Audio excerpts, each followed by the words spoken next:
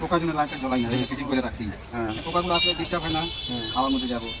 কি বাড়িতে টমেটো নাকি কেনা? টমাটার গাজর বানাইছি, বাড়িতে বানাইছেন? কালি জিরা দিয়ে সাম্বার দিছি। ঠিক আছে, বাড়িটা ভালো হবে। হ্যাঁ, কিনাটা কতদিনে থাকে। কাস্টমার সবসময় ভালোটা খাওয়া। হ্যাঁ, ভালো লাগে। একদিন খারাপটা খাবার আপনার দোকানে আসবো না, না, না, বন্ধ না, হয়ে গেল। হ্যাঁ।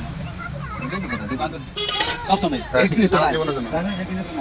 ঝাল দিবে দাদা? হ্যাঁ, জাল বেশি দেন। আচ্ছা।